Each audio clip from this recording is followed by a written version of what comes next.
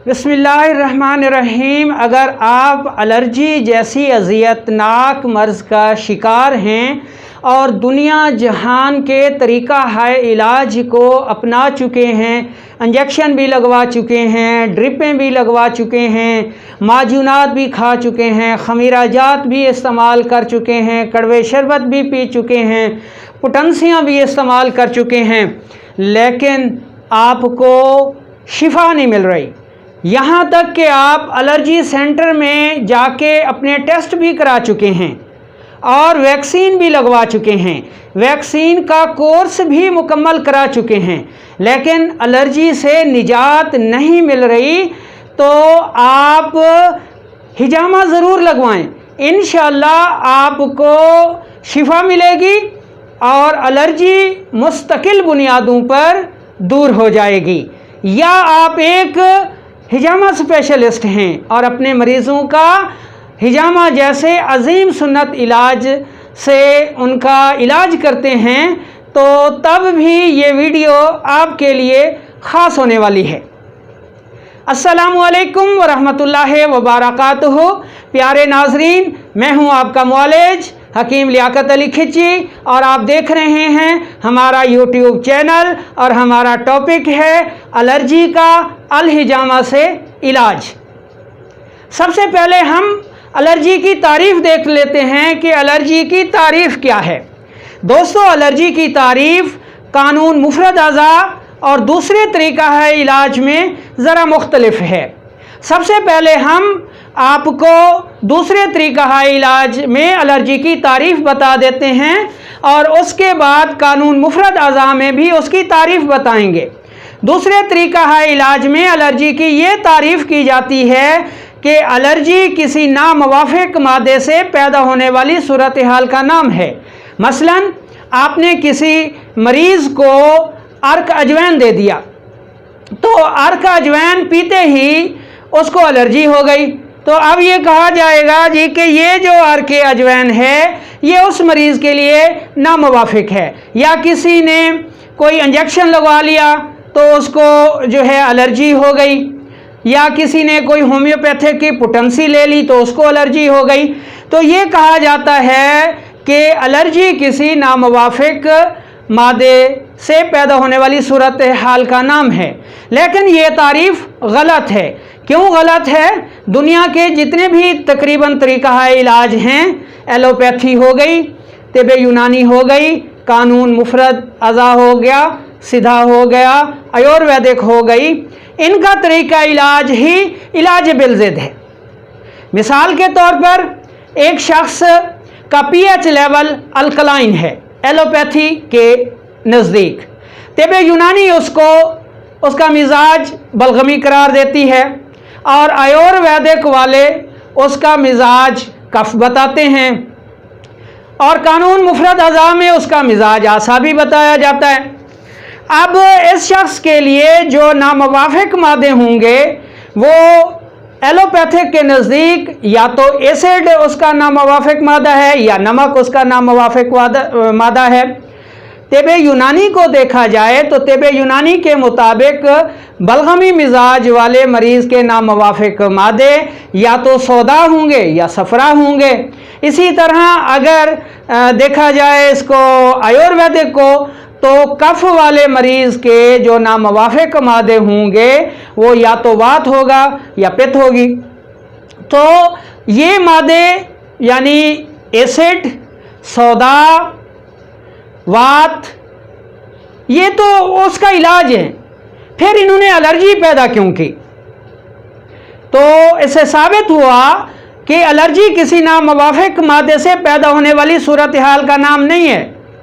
अब हम एलर्जी की तारीफ़ कानून मुफरद अज़ा के मुताबिक देखते हैं कि कानून मुफरद अज़ा एलर्जी की क्या तारीफ़ करता है।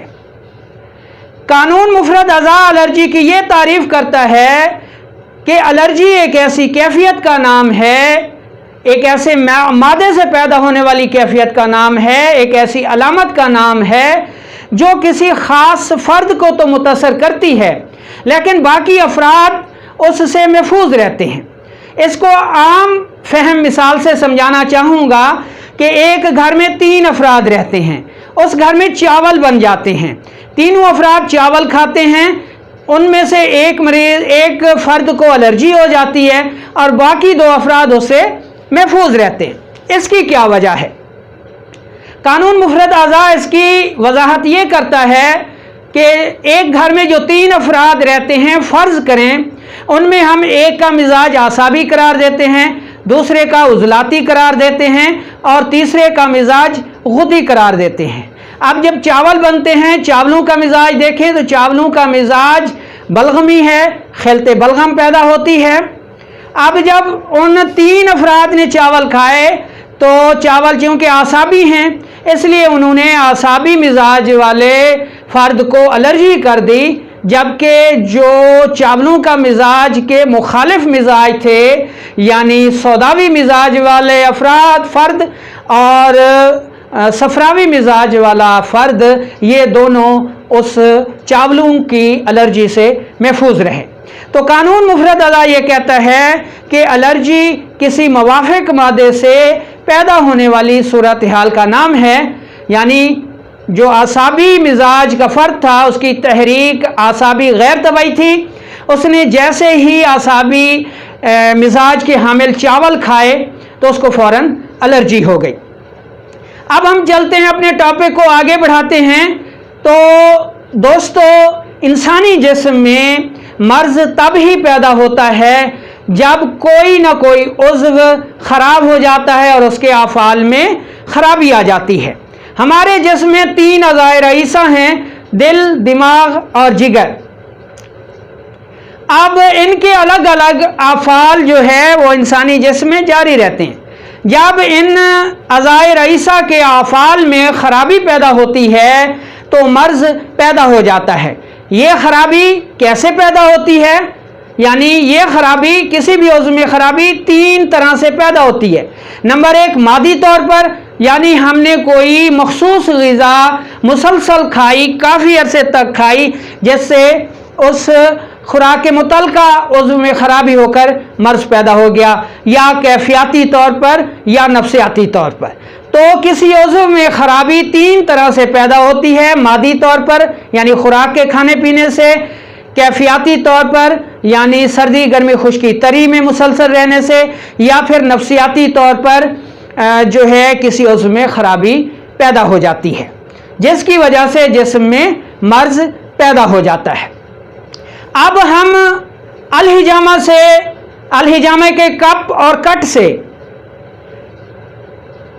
یہ جو بیماری پیدا ہوتی ہے ان اعضاء میں، اس بیماری کے مادے کو نکال لیتے ہیں، جس کی وجہ سے وہ عضو فوراً ٹھیک ہو جاتا ہے۔ اب ہمارے جسم میں 3 اعضاء رئیسہ ہیں، اس وجہ سے ہم الرجی کو بھی 3 صورتوں میں تقسیم کرتے ہیں۔ نمبر 1 اعصابی الرجی، نمبر 2 عضلاتی الرجی، نمبر 3 غدی الرجی یا صفراوی الرجی۔ اب ہم سب سے پہلے اعصابی الرجی کی تعریف کر لیتے ہیں۔ دوستو، جب ہم خلط بلغم کی حامل خوراک زیادہ کھائیں گے، یا تر یا سرد ماحول میں زیادہ رہیں گے، یا ڈر اور خوف کے ماحول میں زیادہ رہیں گے، تو اس مسلسل عمل سے ہمارا جو دماغ ہے، اعصاب ہیں، ان میں خلط بلغم رک کر متعفن ہو جائے گی اور مرض پیدا ہو جائے گا۔ اب ایسی صورت میں اگر کوئی اعصابی مزاج کا شخص اعصابی چیزوں میں سے کوئی چیز کھا لیتا ہے، مثلا دودھ پی لیتا ہے، یا چاول کھا لیتا ہے، یا پھر گنے کا رس پی لیتا ہے، یا تر کیفیات میں مسلسل رہتا ہے، یا ڈر اور خوف کی صورت میں رہتا ہے، یا گلاب کی خوشبو استعمال کر لیتا ہے، تو اس کو فوراً الرجی ہو جاتی ہے اور یہ اعصابی الرجی کہلاتی ہے۔ اس کے دماغ و اعصاب میں فوراً جو ہے وہ سوزش پیدا ہو جاتی ہے، کیونکہ اس کی تحریک اعصابی تو پہلے غیر طبعی تھی، اس لیے اعصابی چیز نے جاتے ہی فوراً الرجی کر دی۔ اس صورت میں جو علامات سامنے آتی ہیں ان میں پیشاب بکثرت آتا ہے، مقدار میں سفید آتا ہے، جسم کے جتنے بھی مخارج ہیں، منہ ہو گیا، آنکھیں ہو گئیں، पेशाब के रास्ते रतूबात का अखराज बढ़ जाता है, ख़वातीन को फ़ौरन लिकोरिया हो जाता है। तो ये अलामात आसाबी एलर्जी की हो जाती हैं, सांस चढ़ जाता है, बलगमी खांसी शुरू हो जाती है, तो इसको हम आसाबी एलर्जी कहते हैं। अब जिस तरह एलर्जी को हमने 3 हिस्सों में तकसीम किया 3 अज़ा की निस्बत से, तो इसी तरह कानून मुफरद अज़ा भी इंसानी जिस्म को 3 हिस्सों में तकसीम कर देता है, जिसकी 6 सूरतें बनती हैं, जिनको हम 6 तहरीकें कहते हैं। और हर उज़्व की कीमियाई तहरीक में उसका जो है खिल्त बनती भी है, रुकती भी है, और जब वो मुतफ़न हो जाती है तो उसमें अमराज जो है वो पैदा हो जाते हैं। अब आसाबी एलर्जी जिस्म में खिल्त बलगम के रुक कर मुतफ़न होने से पैदा होती है, और ये उसकी कीमियाई तहरीक जो आसाबी गुद्दी है उसमें रुकने से मुतफ़न होती है, जिसकी वजह से कोई भी आसाबी चीज़ खाने से फ़ौरन एलर्जी हो जाती है। ऐसी सूरत में कानून मुफरद अज़ा इंसानी जिस्म की जो तकसीम करता है उसके मुताबिक जो आसाबी गुद्दी एरिया बनता है या 6 नंबर तहरीक बनती है, वो हमारी बाईं जानिब नाभ से लेकर पाँव की उंगलियों तक का एरिया बनता है। जब कोई भी आसाबी मरीज आपके पास आएगा जिसकी नब्ज पस्त होगी, पेशाब सफ़ेद रंग का आ रहा होगा, कसरत से आ रहा होगा और आसाबी अलामात होंगी, तो आपने अलहिजामा से उसकी जो बाईं टांग है नाभ से लेकर पाँव की उंगलियों तक यहाँ पर तर कपिंग करनी है। जैसे ही आप कपिंग करेंगे आसाबी एलर्जी अल्हम्दुलिल्लाह फ़ौरन दूर हो जाएगी। कपिंग करने के बाद आपने ऐसे मरीज को हर किस्म की आसाबी ग़िज़ाएँ बंद करा देनी हैं और उसकी जगह आपने उसको प्रोटीन वाली और सौदावी ग़िज़ाएँ इस्तेमाल करानी है। इससे क्या होगा? इससे ये होगा कि खुराक की तब्दीली से जो आसाबी टॉक्सिन बन रहा था वो बनना रुक जाएगा। जो आसाबी टॉक्सिन रुक कर एलर्जी का सबब बन रहा था उसको आपने अलहिजामा के कप और कट से निकाल दिया तो मरीज मिनटों में ठीक हो जाएगा। ऐसा मरीज जिसने साल हा साल से इलाज कराया, वैक्सीनें लगवाई, वो अलहिजामा के कप और कट से फौरन सेहतयाब हो जाएगा। अब हम चलते हैं एलर्जी की जो दूसरी किस्म है उज़लाती एलर्जी। ये एलर्जी कल्बो उज़लात के फेल में ख़राबी से पैदा होती है। जब हम एसिड वाली, तुर्श, तेज़ाबी, प्रोटीन वाली और सौदावी ग़िज़ाएँ ज़्यादा इस्तेमाल करेंगे या खुश्क माहौल में ज़्यादा रहेंगे या हमारे ऊपर जो है लज़्ज़त और मुसर्रत छाई रहेगी, हम हर वक्त जिनसी अमल के पीछे लगे रहेंगे, हमारे दिमाग पर हर वक्त सेक्स सवार रहेगा, जमा सवार रहेगा, तो ऐसी सूरत में इंसानी जिस्म में खिल्त सौदा रुक कर मुतफ़न हो जाती है, खून गाढ़ा हो जाता है और ऐसी सूरत में जो एलर्जी पैदा होती है उसको उज़लाती एलर्जी कहा जाता है। इस एलर्जी की जो अलामात हैं उनमें गैस हो जाती है, कब्ज़ हो जाती है, रतूबात का अखराज रुक जाता है, बंद नज़ला हो जाता है, ब्लड प्रेशर बढ़ जाता है, पेशाब की मिकदार कम हो जाती है और रंगत में सफ़ेद हो जाती है, नींद ख़त्म हो जाती है और मैदे में दर्द शुरू हो जाता है, कमर में दर्द शुरू हो जाता है और खुश्क एलर्जी होती है, खुश्क खारिश होती है और इंसान बहुत ज़्यादा बेचैन हो जाता है। यानी जब इंसानी जिस्म में खिलते सौदा रुक कर मुतफ़न हो जाएगी तो इससे कल्ब उज़लात के आज़ा मुतासर हो जाएंगे और उज़लाती एलर्जी कायम हो जाएगी। अब हमने अलहिजामा से इसका इलाज कैसे करना है? हमने अलहिजामा से कानून मुफरद अज़ा के मुताबिक जो इंसानी जिस्म का उज़लाती आसाबी एरिया है जिसको हम 2 नंबर तहरीक भी कहते हैं, यहाँ पर हमने तर कपिंग करनी है। यानी यहाँ कंधे से लेकर नाभ तक आगे और पीछे यहाँ पर हमने तर कपिंग करनी है या फिर 1 और 55 पॉइंट पर भी हमने तर कपिंग करनी है।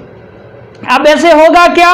اس سے یہ ہوگا کہ جیسے ہی خلطِ سودا کا تعفن ٹاکسن خارج ہوگا، مریض کو الرجی سے فوراً نجات مل جائے گی۔ اب یہ الرجی کن چیزوں سے بہت زیادہ ہوتی ہے؟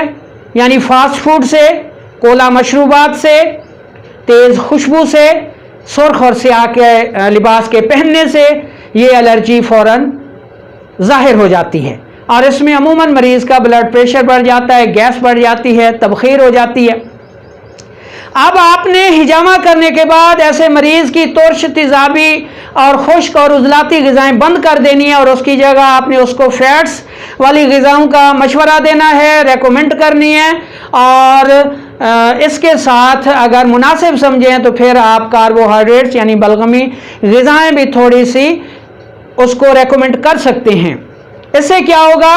اس سے یہ ہوگا کہ ایک تو جو عضلاتی الرجی کی وجہ سے تعفن بن رہا تھا وہ بننا رک جائے گا، یعنی سوداوی ٹاکسن نہیں بنے گا، اور جو ٹاکسن جمع تھا وہ آپ نے الحجامہ کے کپ اور کٹ سے نکال دیا، تو ایسا مریض فوری طور پر ٹھیک ہو جائے گا اور مستقل بنیادوں پر ٹھیک ہوگا۔ اب ہم چلتے ہیں الرجی کی تیسری قسم، جس کو ہم صفراوی الرجی کہتے ہیں، غدی الرجی کہتے ہیں، چھپاکی کہتے ہیں۔ تو یہ الرجی اس وقت پیدا ہوتی ہے جب جگر و غدود غیر طبیعی ہو جاتے ہیں، اور یہ غیر طبیعی کب ہوتے ہیں؟ جب ہم فیٹس یا صفراوی غذائیں یا گرم غذائیں زیادہ استعمال کرتے ہیں۔ جب کسی شخص کا مزاج صفراوی ہوتا ہے اور وہ کوئی صفراوی چیز استعمال کر لیتا ہے تو اس کو فوراً الرجی ہو جاتی۔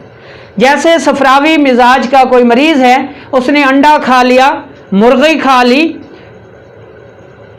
کوئی اور چیز غدی کھا لی جس میں فروٹس بھی آ جاتے ہیں، جس میں اخروٹ آ جاتا ہے، تو اس کو فوراً الرجی ہو جائے گی، اور اس الرجی کو ہم صفراوی الرجی کہیں گے۔